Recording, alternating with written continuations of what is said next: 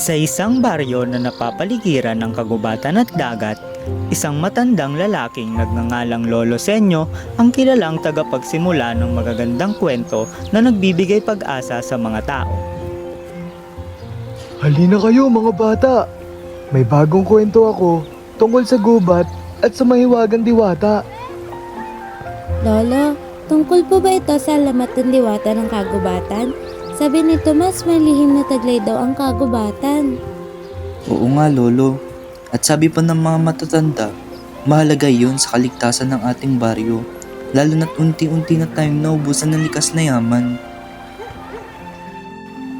Sa kabila ng masaganang likas na yaman, ramdam ng baryo ang mga pagbabago.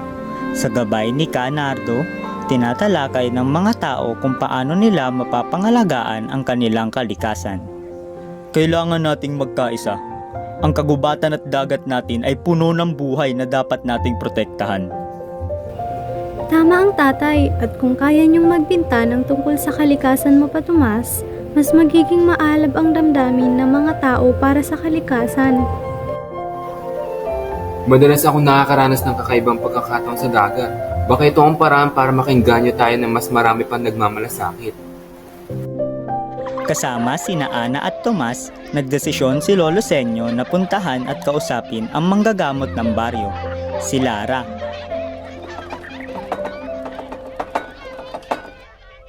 Diyan muna kayo marami pa akong pasyente dito. Oh, aba, Lolo Senyo, naparito kayo. Anong may tutulong ko sa inyo? Lalo pong dumarami ang bumibisita sa inyo, Lola Lara. Kailangan ng baryo ang inyong payo ukol sa usaping kalusugan ng kalikasan. Gaya ng dati, nagdadala ang kagubatan at dagat ng yaman, hindi lamang sa pagkain, kundi sa kalusugan. Ngunit ngayon, tila ito'y nangangailangan ng ating tulong. Naglakbay ang magkakaibigan papasok sa kagubatan. Dala ang pag-asa na makakahanap sila ng patunay sa alamat ng diwata na may kapangyarihang naghihilom. Tingnan niyo ang mga punong yan, Ana. Parang may kinakailangang ibalik o isaayos sa kanila. Maliwanag pa sa sikat ng araw na naiiba ang aura ng kagubatan ngayon. Para bang hinihintay tayo? Kamusta kayo mga bata? Ang inyong presensya ay nagbibigay liwanag sa nagdidilim na bahagi ng kagubatan. Kayo po ba ang diwata ng kagubatan?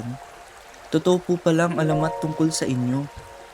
Oo, isang diwata ang nagbabantay sa kapaligiran.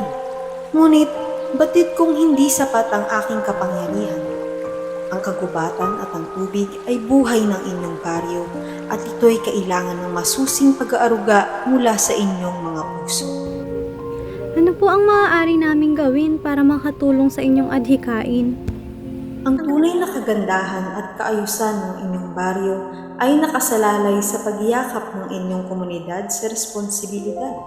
Ang bawat puno na inyong pinapangalagaan at bawat halaman na inyong itatanim ay bahagi ng inyong kaligtasan.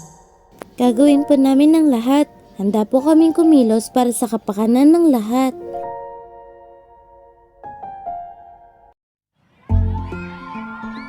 Dahil sa natutunan mula sa diwata, nagkaisa ang buong baryo upang panatilihing buhay at masigla ang kanilang kapaligiran. Sila'y nagtanim ng mga puno at masinop na inalagaan ang kanilang kalikasan. Nakikita ko ang pagkakaisa sa bawat isa. Hindi ko inasahang ang alamat nating kwento ay magkakaroon ng bagong kabanata. Sa atin, ang bawat araw ay bagong simula ng ating paggalang sa kalikasan. Maraming salamat sa inyo mga bata at sa inyong inspirasyon. Itaguyod natin ito hindi lamang dahil sa kagandahan, kundi para sa ating kinabukasan. Ang paghilom ng paligid ay paghilom din ng ating komunidad. Lagi natin itong dadalhin sa ating puso't isipan.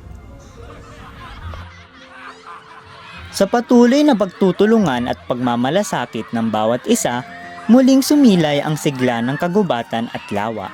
At sa gayoy, nagpatuloy ang alamat ng mga makabagong bayani ng baryo. ang mga tao at ang kanilang mahalagang ugnayan sa kalikasan. Sa paglipas ng panahon, ang kwento ng baryo at ng kagubatan ay naging alamat na nagbigay inspirasyon sa marami. Ang mga nagtanim ng binhi ng pag-asa ay isa-isa nang nag-ani ng kanilang pinaghirapan. Hindi ko malilimutan ang aral na iniwan sa atin ng Diwata. Lahat ng bagay ay may buhay at ito ay karapat-dapat alagaan. At habang ako'y patuloy na nagpipinta, ang kagandahan ng kalikasan ang siyang nagbibigay kulay at inspirasyon sa aking puso't at isipan. Alam kong bawat patak ng ulan at sigla ng araw ay patunay ng ating nagkakaisang adhikain. Hanggat sa susunod na henerasyon, ipapasa natin ito. Naway maging halimbawa rin tayo sa iba pang komunidad na ang mga diwata ng nakaraan ay sanhi ng ating pinagsamang sigla at lakas. Ang pamana natin ay hindi kayamanan, kundi kaalaman at responsibilidad.